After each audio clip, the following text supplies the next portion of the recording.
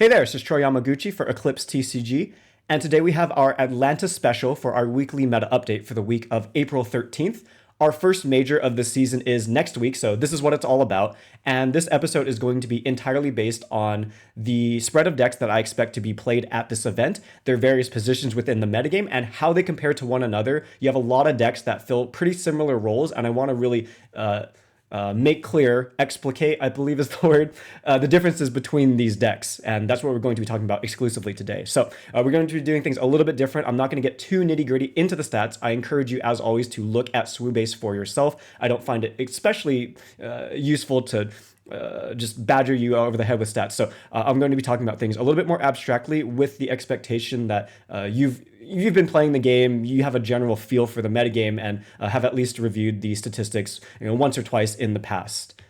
In terms of the tier list, I'm going to go over it at a high level here, and I'm going to break down the decks in terms of their roles in the metagame in more depth. I want to just remark on a couple of new changes from last week. As going into Atlanta, I think these will continue to hold true. First off, in the front position, we just have to say, I still think Boba Fett by any methods necessary is the best level 1 play. I think in a vacuum, this is the most consistent deck. It's a very strong deck. It's competent. You can make some plays. You don't have the craziest maneuverability within the deck, but I think if you play smart, this deck, it gives me Sabine vibes. It's very powerful. It's a gatekeeper for the format. I think this is still the best level 1 play. I think this deck is very strong, and its performance in the past weeks, even as people have known that this deck exists, even as people have prepared counters for it, continues to be impressive. So I think this deck is still one of the best positioned decks going into Atlanta. Its win rate, its play rate, its conversion rate, these all are positive traits that go to show that this is a very competent strategy. But the big thing that has changed recently in the past week, for me at least personally, in terms of my theory, is the position of Obi-Wan.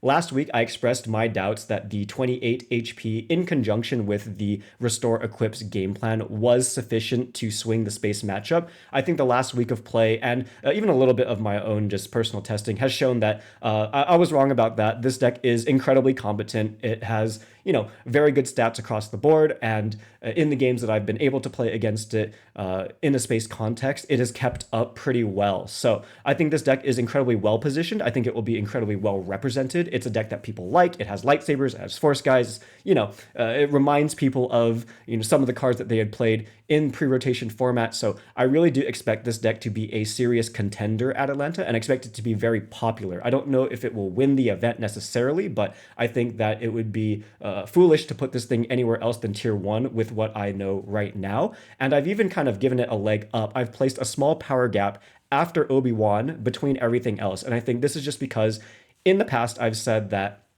as soon as Obi-Wan is able to solve his space problem, he becomes incredibly well positioned. Your strong force engine already has great game into the other ground strategies. So now that this build has kind of smoothed out some of his matchups, I think this is a wonderful all-arounder deck to be picking, and I think a lot of people will opt into it. So those are the major changes. I have another little bit of things to say about where Luke is positioned right now, but I'm going to save that for the deck comparisons within archetypes. As far as the rest of the tier list goes, most everything is about where it's been in the past. I think Tobias and Lando are still very good decks. I think the Ag-Neg decks are still valid strategies. I think Talzin is shaky, it's rocky, it's a little bit homeless, and I'll get into that more in a bit. And the range of rogue decks that we've seen in the PQs so far, I think has given us a good picture of about where some people will land if they're trying to make a spicy call or pick an assassin deck into the top decks. And again, I'll get into that in the matchup or the deck comparison section coming up right now. So I just want to review this real quick. I have this conception that a lot of the decks in this format slot themselves pretty cleanly into an overall deck archetype. You have the space decks represented by mostly the pilot leaders, Boba Fett, Luke Skywalker, Darth Vader, for example. You have the Force deck represented by the Force bases, Obi-Wan, Talzin, and something even like a Qui-Gon Jinn, or we saw even Avar Chris see a little bit of play in the past weeks. You have the aggressive negotiation strategies. These are the ground-based, hit-based, prioritizing aggro strategies represented mostly by Tobias, Vel, and even now the client, Yularen, is in the mix here as well. And then you have the kind of greedy, taller archetypes represented mostly by by Lando, but Piett has reared his head as well, and I would consider Aurra control and Kylo Ren control, which is essentially the same deck, in this category as well. So all this to say, there are groupings of these decks in the current metagame, and one thing that can be a little bit confusing is, well, why would I pick one Force deck over the other, or why would I pick one Space deck over the other? You know, you have this kind of overarching question of what kind of strategy do you want to bring to Atlanta? What kind of deck do you think is the best position? Do you want to bring a Space deck, a Force deck, an aggro deck, or a greedy deck? You know, and then within those archetypes, you have to think to yourself, well, based on my assumptions of the format, which of these choices do I think is best, either for me or into the field, or, you know, which one am I just going to have the most fun playing? So that's really going to be the crux of this discussion today, and that's what I wanted to get into in the most detail. So I have my opinions as well. Everyone's entitled to their own opinions, but things are going to fall mostly in line with where I represented decks on the tier list previously. I think that there are definitely circumstances under which a lower tier deck can become a better play than a higher tier deck. Although I think these circumstances tend to be far more specific and fringe than most players expect. So for this talk, I will mostly be recommending that you pick a tier 1 deck within these strategies, but I also want to give the other decks in the room their flowers where I feel they're deserved. So starting off here with the different space decks, I want to talk about what I think distinguishes them and where I think they're positioned right now. So for the first one, Boba Lake, I think this is still the best positioned, not only space deck, I think it's just kind of the best level 1 play. I think it's, again, it reminds me of Sabine. It's a very competent deck. It does something every single game. It also, I don't know, this deck kind of tends to run over its counters sometimes. I can't tell you how many times I've played this deck, or I've seen someone play this deck, and their opponent has sleeved up something that is an assassin, or something that they've built to beat Boba, and they end up just getting burned off the map. And they say something like, wow, like my deck never loses to Boba. This is the first time that's happened, you know, or something like that. Like, this deck is incredibly competent. So I can't overstate how well it's performed in the stats. I think this deck is going to continue to see a lot of play. It's a deck that, you know, asks some requirements of you in terms of your technical play, but is fairly straightforward and linear and well operated, you know. So I think this deck is very good. I think its matchup spread is generally great. I think especially that the decks that purport to beat this deck are very suspiciously positioned. Something like a Piett is going to have a pretty tough time hanging in the higher brackets unless it continues to just hit Boba, Boba, Boba over and over and over.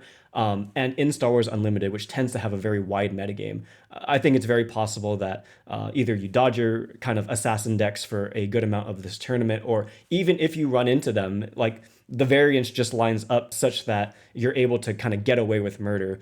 For example, at the previous Milwaukee tournament, I took Han 1 yellow, and I played, you know, multiple Yodas on the day, and I 2-0'd all of them, right? Yoda was a deck that people were taking to go over the top of Han 1 yellow, and it did. It wasn't like a super pleasant matchup, but, you know, your opponents are not always going to play perfectly, especially in the earlier rounds of the tournament, and if your deck is powerful, you can always kind of maneuver around your counters. And I think Boba Fett is in that camp. I think he's doing something very good. And I think I've placed a power gap between him, Obi-Wan, and the rest of the field for a reason. So I definitely think this is a boogeyman in the room. I definitely think that if your deck purports to beat this deck, you have to be very sure that you've tested the matchup and it is, you know, in your opinion, pretty much unlosable, and that your deck isn't giving up too much just to beat this guy, because he's not going to be the entire room, even though I do expect him to be the most represented deck. So that's my little spiel on Boba Lake. I think its weakness is that obviously it's a very known quantity. It has a target on its head. It can get terrorized in Swiss, but these things can happen to anyone. There are not too many secrets in terms of decks at the moment, I believe. So the fact that Boba Fett is a known quantity, I think you can feel comfortable picking this deck. Okay, so all of that good has just been said about Boba Fett. He has set a standard for the metagame. He has given people a starting point of what to prepare for in Atlanta, and a lot of people are targeting this guy. So why do I think Luke is such a poor choice? Why do I think he's so poorly positioned as compared to where he was maybe a week or two ago? Well, it's for all of those reasons. It's because, first off, a lot of the cards that people are playing to beat Boba Fett, a lot of the decks people are playing to beat Boba Fett, anti-space strategies, hyperspace disasters, blue aces, you know, this Admiral Piett capital ship strategy, right? All of these things that purport to beat Boba and maybe have a 40, 60, 45, 55 type game, these decks just annihilate this Luke guy. Like, this Luke deck is far more fragile than Boba Fett. He doesn't have reach like Boba Fett because he doesn't have burn damage through Devastator or things like that. If your leader gets hyperspaced along with the rest of the board, you just lose immediately. Your deck folds completely. I still think this deck is strong, and I still think people will play it, but I don't think it's very well positioned at all. I would really not recommend playing this deck if you have a reasonable pivot. If this is the deck that you've bought, if this is the deck you feel confident with, and you don't think that the metagame is as hostile to it as I do, I think it's a fine pick. I think it's tier 2. I think it can do well. I think it will be around for sure. But for all of these reasons that I'm seeing, I really don't see a strong reason to pick Luke over Boba Fett Lake in terms of a space deck. The argument is that Luke has a slightly favored matchup into Boba Fett Lake, and that is continuing to be true. It does eke out a pretty minor, like 2 to 5% advantage in the statistics in that matchup, but I don't think that's enough that warrants picking this deck when you look at its matchup spread as compared to Boba Fett Lake against everything else. Something like a Lando Blue just annihilates this deck. Tobias annihilates this deck. All these hyperspace decks just blow this thing out of the water. This thing gets randomly killed by Fireball, which is like not even a very good card in general. Like, this Luke deck is just far more fragile. It's more of a meme. Your fighter spaceships are also just less powerful and more piddly than Boba Fett Lake. You don't have this like overwhelming power. Like, Fett's Fire Spray feels like a pretty overwhelming card a lot of the time. It does so much damage. It does 3 on play and 7 when it untaps. Like, that's a lot. The best card in Luke is Red 5, which is a very strong card, but it's this weird like kind of, it has 3 power. It board controls a little bit, but you have to set it up. Like, it's a far more fair deck. When Luke flips on his spaceship, it's not this like gargantuan blowout swing of topple or, Cinta hitting you for 1,000,000 plus the punishing 1 ping. It's like, you flip Luke, you Cinta, you maybe kill 1 thing and you hit them for, granted, hitting them for, 8 or 9 with their red 5, like, that hurts. No, it's 7. It's 4 plus 3. Like, it's not the cards don't feel as overwhelmingly powerful as Boba Fett. So all these things in conjunction make me feel like this deck is not very well positioned. It catches all the flack from Boba Fett and more. Your matchup spread is just generally worse. So I'm not very high on Luke Data Vault at all. In addition, you're a Data Vault deck, so your deck is a little more inconsistent. You're not seeing your Haymaker, which is something that you really want against the Boba Fett Lake matchup. Plenty of bad things to be said about Luke, in my opinion, for this Atlanta format tournament, at least. Gone on long enough about that. So I think that's the difference between this like tier 1 space strategy in Boba Lake, which has its counters, yes, but its counters are far more poorly positioned, and I think the deck is more inherently powerful and consistent as well, as compared to this tier 2 space strategy, which is still good. It still has winning matchups and still is, a pretty powerful deck, but I think its metagame positioning is far worse, and the bad things that can happen to you over the course of a tournament are much more likely to occur. And again, in a long tournament, you play more rounds and you have very, very, very few chances to mess up. 1 round you're going to lose because of variance. That's just going to happen. And then if you get assassinated by a bad matchup, you're toast. So you really want to make sure that you're minimizing the likelihood that this happens. And I think that, even despite being more popular and more targeted, Boba Fett is a better choice than Luke in that regard. Speaking of all this, and we don't need to spend too much time on this, Vader Yellow, this guy is homeless. This guy is a terrorist in Swiss. That's his identity. That's what he does.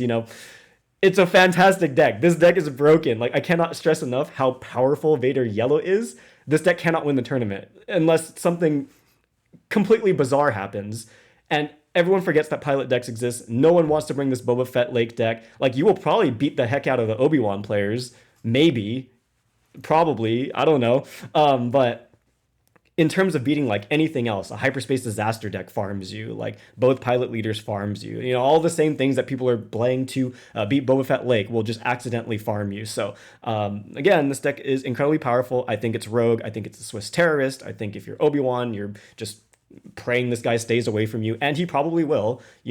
I don't think this deck is a very serious choice for this event, but if this is just your guy and this is just the deck that you play, as tends to be the rationale for a lot of Vader players, go for it. It's a powerful deck. It's still doing something good. It's just the ecosystem is incredibly hostile for this guy. If Boba Fett and Luke were both banned tomorrow, this guy would just shoot up to being, the boogeyman in terms of space decks. It would be that simple, but that's not the world we live in going into Atlanta. So we just have to understand that and make that clear. So I think that's where these space decks are positioned. I think that's the differences between them. I think that's why I put Boba Fett above the other ones. I don't want to say it's categorically better. There's no such thing as a category. Everything is contextually a better choice or a worse choice. But I think in this current context, Boba Lake is a far better choice than most of the other space decks that you can play until something changes.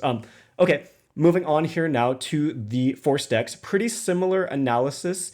Obi-Wan Blue Force just has game into everything. As I've said, the equips and the just inordinate amount of healing that the deck has smoothed over its matchups somewhat. You're a little bit more capable of racing. Yes, the base says 28 on it, but when you get a Yoda's lightsaber involved, followed up by an Interior Warrior, followed up by a Yaddle Swinger 2, followed up by Mina Bonteri, like, you go from 28 to 31 to 34 to 38, like, this is not a 28 HP base. You are living forever, you know? And I think that's great. Helps the space race a lot. You have Galen for topple against Boba Fett. You have Galen just to call Agneg against Agneg decks. Galen is a broken card. I think this card's great. So he gives you kind of the equalizing factor that your otherwise like kind of fair mid-range deck absolutely needs. So this deck has all of the pieces. I think that things have come together pretty well for Obi-Wan to be a very, very solid, just a solid choice. It's a deck that does not fall over dead to really most anything except for JTL Vader, who's illegal. So, you know, you don't have to worry about that. The thing about this deck, though, is that I think you do, it's a mid-range deck. It's similar to the Hantu Blue issue of like, you have answers to everything, but you only have 4 cards in your hand, right? And Obi-Wan in particular only has, you know, frequently 6 removal spells. They play the 3 Shatterpoint and the 3 Protect the Pod, right? So if you fade one, if your opponent fades one of those and you don't have the right card at the right time, or, you know, you need removal, and you just have the 1 removal spell, you know, your deck is ultimately more on the fair side. So this deck has had a little bit of trouble at PQs winning it all. It will make top cut. It does pretty well. And it's a very solid human choice to pick. So I think that these are all benefits in a long tournament. But in terms of making the final run to get to top 8 as opposed to top 16 or top 32, to get from top 8 to winning the whole shebang, I think this deck maybe is lacking the like unfair factor that some of the other decks have to just, you know, if it's your day, it's your day. But in terms of putting yourself in a position to win, which is really all you need to do on a consistent basis, I think this is a fantastic choice. I think it will be represented. I think a lot of people will opt into this deck, and I think they're right to do so. I think my opinion on this deck has been repaired by a lot by this past week of results and a little bit of the testing in the meantime. We'll see if it performs. I think it will do probably just fine. You know, I wouldn't expect it to necessarily be the favorite to win this event, but it will be in the consideration, absolutely. I would not be surprised to see 1 or 2 of these make top cut. It's an incredibly solid deck. All that to say, that's why Obi-Wan is tier 1. Talzin, on the other hand, is kind of the opposite. This is a deck that has very polarizing matchups. You absolutely slam a lot of the decks that people are trying to bring to beat and outrace Boba Fett. So something like a Yularen does not want to see you. Something like a Tobias absolutely does not want to see you. These like ground-based aggressive decks, just they don't want to get Dooku'd, I promise you. They don't want to get shrunk by Talzin's assassin. They don't want to get their board massacred by your, you know, tempo units every single turn. So this deck is very powerful still. I just think that the ecosystem does not favor it. I think its space matchup is still pretty weak. But it has its upsides. I think it's far harder for me to recommend this deck to make something like a top 8 run. I think this deck can day 2, but like even making day 2 is a little bit risky because again, your deck is fragile. You don't have the healing that Obi-Wan has, so you're actually playing a 28 HP base. I mean, you have Uncle Owen, but he'll restore 4 HP. 32 is still quite a bit, but I mean, it's not 38 or whatever we just said for Obi-Wan. All this to say, you know, I think Talzin is still a powerful strategy. I think some people will still opt into it. I just don't really see what you're getting that's so much stronger than something like an Obi-Wan, who still performs pretty well into the other ground aggro deck. So with all of his Sentinel, I mean, Chirrut is still a monster card. You know, you have a little bit of a craving power problem against Yularen, right? When you stick a Chirrut in front of them, they just flip their leader, craving power, and now their leader's enormous. You're a little bit put out in that board state, but you know, you're supposed to poke their leader when it flips before it gets the craving power on it, blah, blah, blah, blah, blah. All this to say, Talzin's still a viable deck. I still think it's a good deck. I think people should be playing the equip package in it, actually. Like, I don't know. I feel like if you're playing red, you should probably have 3 Battle Fury in your deck just to attempt to race the space decks. I think it's possible. It's a little bit suspicious, but I think that's what the format is calling for right now. But harder for me to recommend this deck over something like an Obi-Wan, which has pretty much the same matchup advantages as Talzin, minus 1 or 2 kind of like blowout matchups here and there, which, I mean, those can be found in the stats. I don't want to, go into every nook and cranny, but that's, I think, the comparison between Talzin and Obi-Wan right now. And then over here in Rogue, like, there are some kind of weird, funnier Force decks that have attempted to see play in the same colors, incidentally. Qui-Gon Jinn is a deck that I've mentioned before as being more on the like fun and interesting side than on the super like great and competitive side. I think you're clicking more buttons than your opponent. You're having more fun than your opponent necessarily, but I don't know if you're winning the game more often than your opponent. I mean, this deck has a 45% win rate in the stats, and that's probably even higher than my experience playing against it. I've, not tested the deck extensively, but it doesn't really seem to do a whole lot, and I think it falls over Dead to Space pretty often. I don't know. I've seen like clickbait thumbnails of like this deck beats Boba Fett. I highly doubt that. But I mean, if you've tested the deck and that's your analysis, and like something that I don't, like, all for it. So Qui-Gon and Avar Chris are like new kids on the block. They're greedier Force decks, which is pretty notable. I think you might have advantages against the other Force decks with these kind of like bigger, taller strategies. But overall, I'm pretty suspicious of their ability to actually compete. And I've placed it in Rogue for that reason. I think these decks are, less active, and they're not just going to be able to keep up with the amount of aggression that's being put out by the format at the moment. So it just bears mentioning. I think it's a deck that you might see 1 or 2 of. And the reason I've included these decks in the Rogue category is for your awareness to that. Do some research, make sure you know at least what the deck is or does or plays, so that you don't get caught out lacking, and then you have to tell your friends, well, guys, I just lost to Avar Chris. Like, everyone please laugh at me. That's my analysis on the different Force decks. Again, from my perspective, I would highly recommend picking Obi-Wan. It's a good matchup blob deck, and the stats look fantastic on it. And it has very, very dominant games. I think it's like one pretty big selling point. Like, I don't know, you open certain hands, you're like, dang, this is unlosable. You're playing against a ground-based strategy. You open, Sage, Maz Kanata, they play their 2/4, it just gets blasted off the board. You generate the Force, you're up a unit. Your units are bigger than theirs because you're buffing them. Like, really, really dominant stuff can be happening. You have initiative. Like, this deck is pretty powerful, and now that it's smoothed out its space problem, I think it's in a pretty great position at the moment.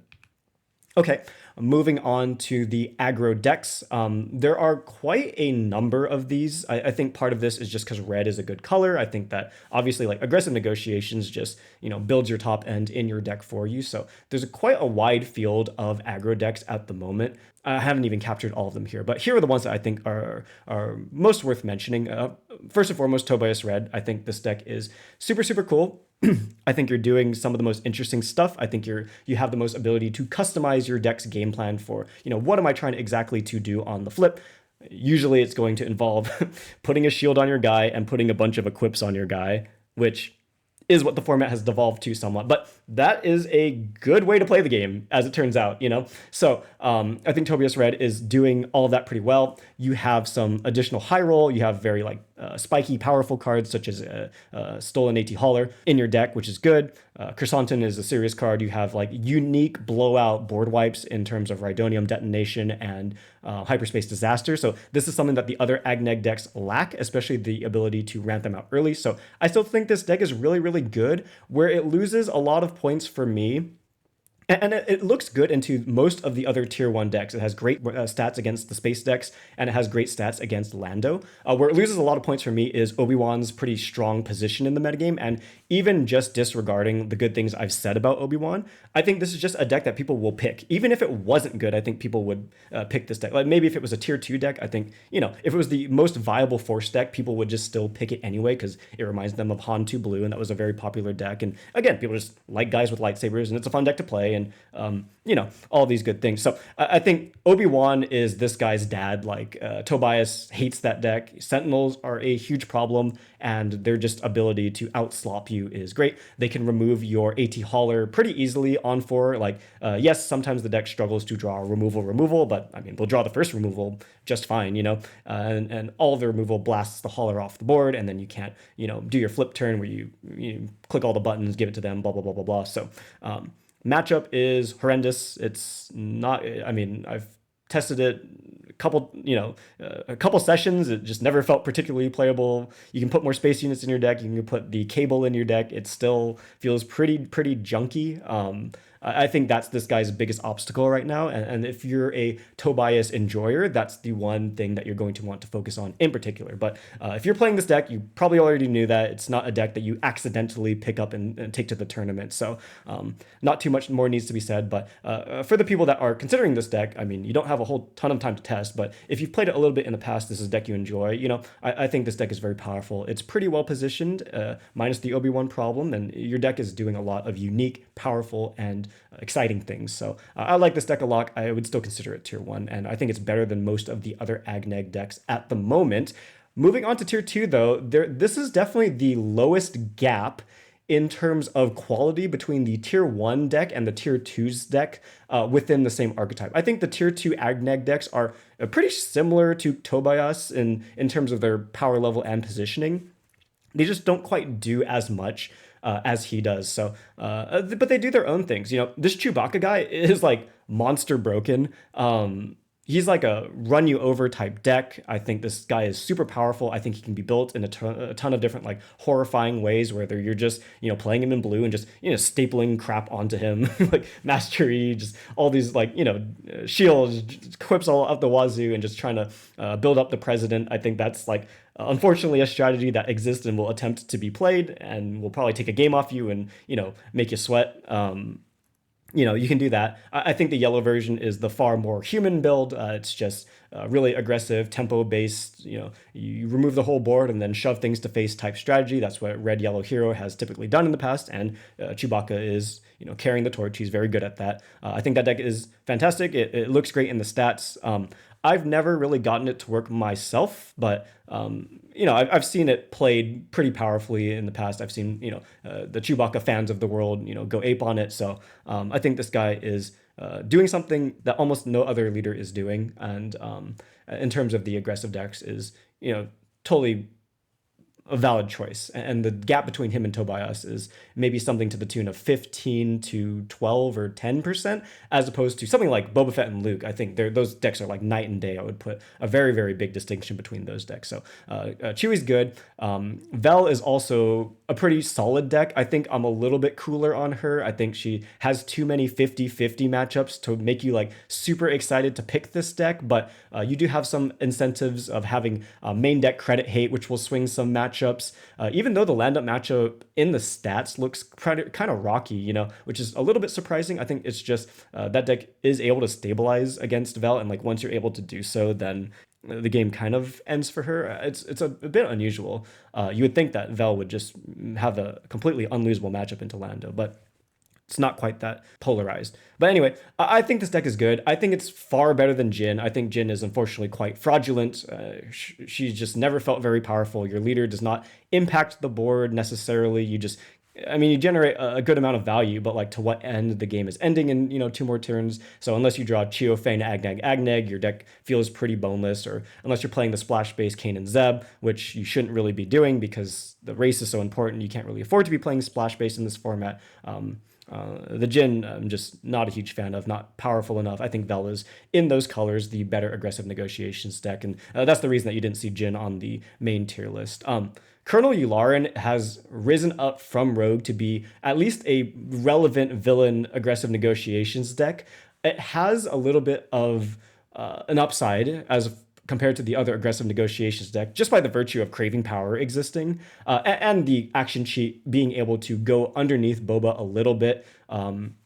claiming and being able to get in more damage before he topples all of your things away. I mean, these are great traits. I think this deck is pretty good. I think it's on the uptick as well. I think more people are excited to play this deck. People like picking a deck that feels new, exciting, and like they've got like an angle on the metagame. And I think Yularen is just about in that reach. I'm not 1,000, like I think he's a little bit more fragile than you'd like to be like a really, really good deck. This is like a very clear tier 2 to me, as opposed to something like Chewbacca, which I mean, you could probably argue this guy up to tier 1 if you really wanted to, but I mean, maybe that's getting a little bit crazy. But anyway, Yularen feels like a deck with, pronounced weaknesses or games where it does flounder and like runs out of gas and then just like cannot accomplish anything. But I think that people are excited to play this deck. I think that it has proven itself to be at least competent. No longer quite rogue. I would consider this deck tier 2.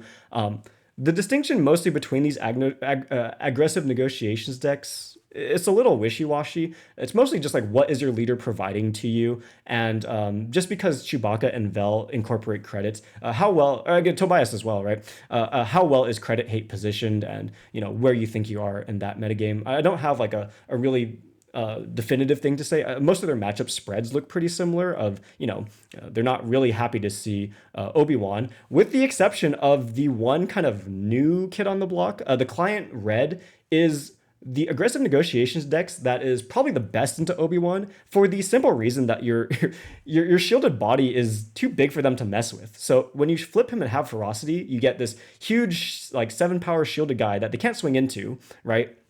They're going to stick a sentinel in front of it. And if you just put the cable on this guy and just send this dude to base every single, like, their options to deal with that are incredibly limited. So this client guy, I think, is still rogue. And I played the deck a little bit myself.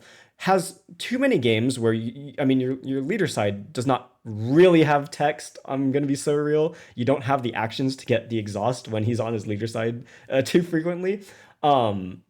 And there are too many games where like your 2-drop or your 3-drop or your 4-drop gets hit off, and like your deck just does not accomplish anything because you can't make the Giga client with 17 things on him. But I think he does have a place in the metagame, especially because the other aggressive negotiations decks struggle into Obi-Wan. So I think that's the client's identity in this world. I think he is a pretty valid aggressive deck to be picking if you've tested him, if you've liked him. I think that as far as a rogue deck to pick goes, this guy is pretty okay.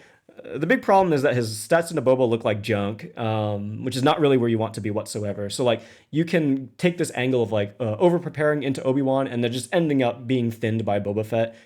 I do not expect this sort of metagame where like, oh, Boba Fett got hated out and like no one opted to pick him for this tournament. I think that if it happens, it happens, but I think that would be not where my head's at going into Atlanta, at least this week. So that's the positions of the different aggressive negotiations decks. I do think that as an archetype, this kind of pile is closer in power level, but that's mostly because I'm not like super high on this archetype in general. I think bases have gotten too fat for them to comfortably kill. Boba Fett is difficult for them. It's, not very pleasant. I think Vel has a pretty decent matchup into them. And as we've talked about, Tobias has a pretty decent matchup into them as well. But for the like off aggressive negotiations decks, like the client, it's a lot more rough.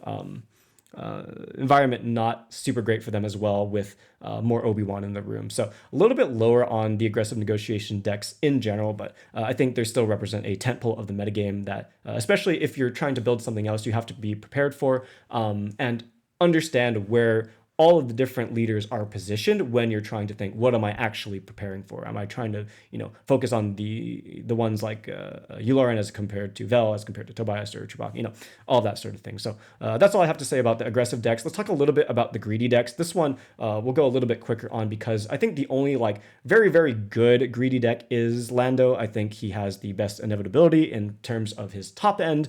His issue though is that his stats look very, very poor into the remainder of tier 1. He has Lando Blue has losing matchups into Boba Fett Lake, Obi-Wan, and Tobias. I think he gets kind of manhandled by Tobias's aggression, has trouble dealing with Obi-Wan Snowball, and is too slow and kind of down tempo to avoid being burned by Boba Fett. I mean, Syndicast just putting too much damage to your base is a big problem. When you just have to stick a Liberty out in front of their big ship just for it to get traded, you're still in the hole. These things are pretty large issues for Lando Blue, but his overall, I expect him to continue to see play just because he's the primary representative of a greedy strategy, this kind of tall, top end inevitability type strategy. He thins out a lot of kind of the more suspicious, maybe tier 2 or rogue decks, which is not the greatest selling point for a deck ever, but is still like an important function to be performing in the metagame. So I think this guy will be around. I expect him to be played at a higher rate. I expect other colors of Lando to show up. Data Vault is definitely a thing to consider. Late Country, Wanna PQ. So this guy exists and should continue to be acknowledged. I think because Lando is still going to be a tier 1 deck and probably within the top 3 or top 4 decks picked, Credit Hate will still very much be around in people's sideboards, and they might be looking at those cards and saying, well, I didn't see any Lando all day and now I'm upset, but I think those cards should and will still be around. Going to the other greedy strategies, I put Piett in Rogue. I think he's just like the more viable of the other greedy strategies, which is why I've kind of like promoted him subtly to tier 2 in this graphic, but he's still probably pretty rogue. Piett has a pretty interesting meta angle on the metagame, which is that he is good into Boba. That much cannot be denied. Your ships are bigger than Boba Fett's ships and you have restore ships, so these are all good things. Issue with him though is that he's like worse into the field. You're bad into the aggressive negotiations decks with something like a Tobias having a pretty good matchup spread. You're a little bit worried about that, but with the uptick in Obi-Wan, who I'm not 100% sure if you deal very well with either. Maybe you can just run out ship and outlast their shadow points is an angle, but what if they just start racing you and beating you down with their big old leader with 2 things on it? I'm not 100% sure how that matchup goes, but anyway, with aggressive negotiations being a little bit more afraid of the uptick in Obi-Wan, I think Piett could have a slightly more real angle going into this Atlanta format. I would still not pick him. It's still too much of a kind of like a crazy Hail Mary, in my opinion, in terms of the matchup roulette that he produces, but it's not all doom and gloom. So I think Piett is more positively positioned than I would have expected 2 weeks ago. Definitely at the beginning of this format, I just wrote this guy off completely because I played the red version a little bit and it was just the worst thing I've ever sleeved up in my life. But the blue version seems pretty human. So some good things happening in here. The difference between the tier 1 Lando and the something rogue or tier 2 like Piett is just the consistency of the matchup spread. Even though I mentioned that Lando is worse into the good decks in the room, which is a bad place to be, I think his strategy is more consistent at just beating up on everything else, right? Whereas Piett is kind of the opposite. You're very, very good into a couple of specific decks, which is good. You want to be good into the good decks in the room, but if you can't get there, if you get thinned in the first couple rounds of Swiss by just random junk that happens to beat you because your deck is too specific and assassinating somebody that's not in front of you, that's not a wonderful place to be either. So I would still consider Lando far and away a tier 1 deck over something like Piett, even if Piett seems to have a lot more advantages on paper. The keyword is on paper. And then finally here in the rogue category, control decks do exist, and people will stubbornly continue to bring them just because they love playing spells. And they love it when their opponents have no cards and they don't know what to do. It makes them so happy. So I do expect some amount of control to be in the room at Atlanta. I don't expect it to do very well because the probably most represented, most winning deck in the room is a burn deck that says, okay, you have no units. I'm going to play Fire Spray, burn your base for 3. You killed it. Okay, I'm going to do the same thing. Burn your base for 3. Okay, I'm going to flip my leader, burn your base for 4 by going leader Cinta on the ground. And then you don't have a real great way to get rid of my leader. So he's going to hit you again on the next turn. I don't know. This control deck, so. I don't feel a good way about it. I mean, planet bombs can get involved. Devastator will continue to burn you. I don't know. I've never liked control whatsoever. They removed all of the good spells in the game, so now you're left with the junky spells. So I'm not seeing the angle on control into this metagame. I still think people will continue to bring it because they're sickos, but I don't think it's very fantastic. I think Kylo Yellow Splash would probably have more of an angle over Aurra Sing because you at least have units and sentinels and you can kind of accelerate into a board wipe or something interesting like that, and your leader is like a real inevitability, kind of like the leader. Kylo when he flips is kind of a bum. You put moral authority and some junk on him, you're like, dang, my guy's a 7-5 or something, or a 7-7, which is not all that, and they get their dude back when he dies. It's neither here nor there, but that's where I think where all the greedy decks are situated.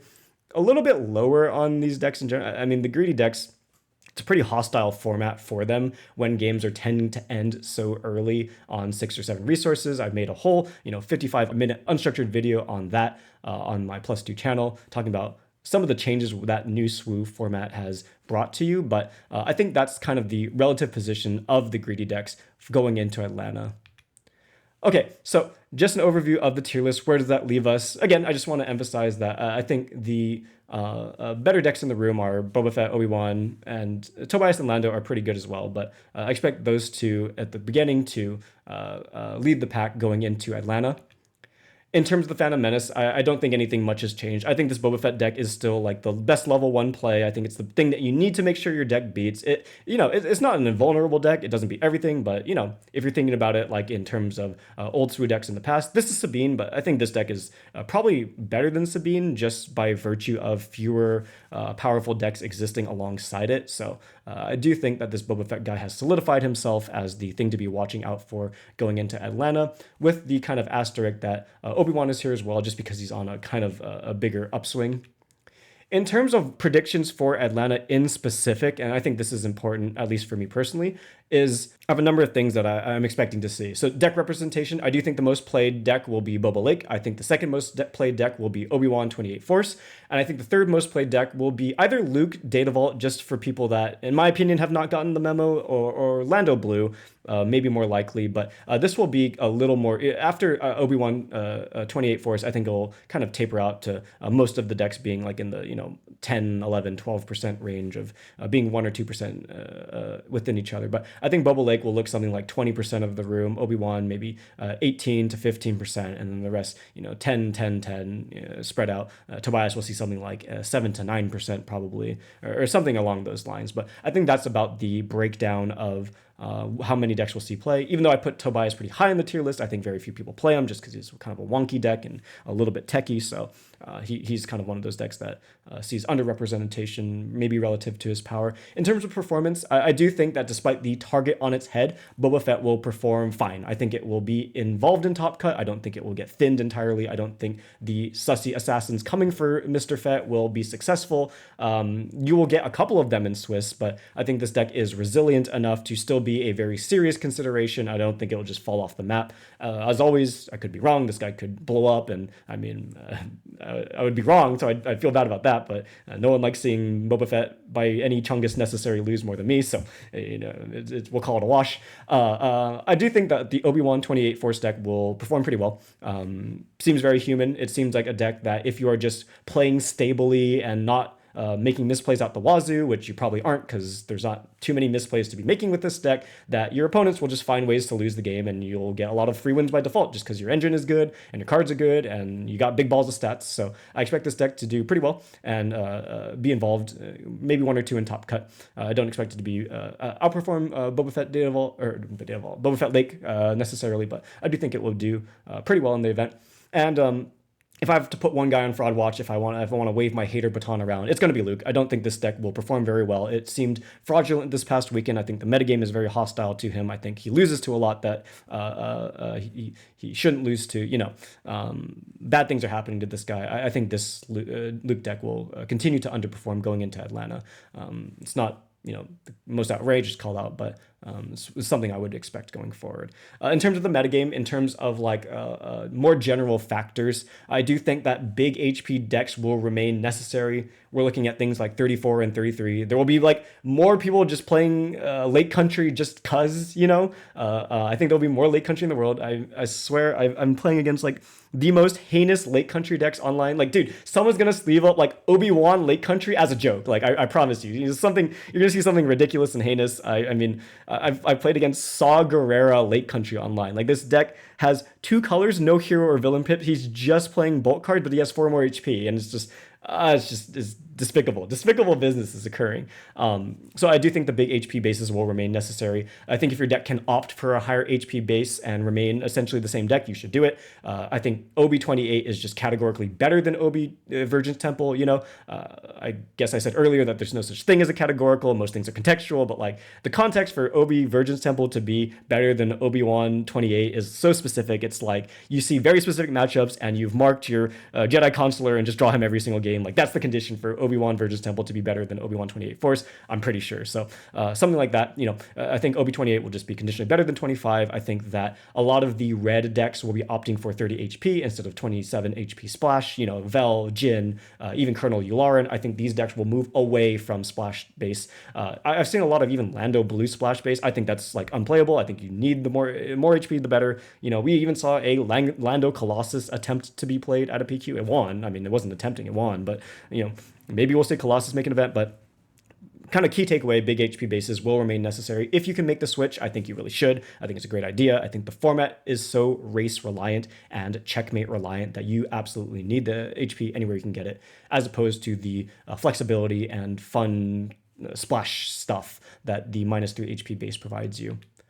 Okay, so that's all I have to say about Atlanta. Kind of a long, maybe circuitous talk. We'll return to the more focused and to the point metagame content as it becomes appropriate. I think after this event, we will take a little bit of a break from Premiere to focus on limited for Palm Springs, is at least my plan, because that's what I'm going to be doing personally. So if I'm taking a backseat from Premiere, I don't want to be spending a ton of time theorying it out or testing it just to confirm my metagame suspicions for something like a PQ at the end of the month. So that's all I've got today. As always, shout outs to our sponsors, Rochester, CCG, and Premier Games. And as I've mentioned, we'll be preparing some limited content in preparation for Palm Springs to help you with that. Be sure to subscribe for the channel. Thanks for tuning in, and I'll catch you on the next.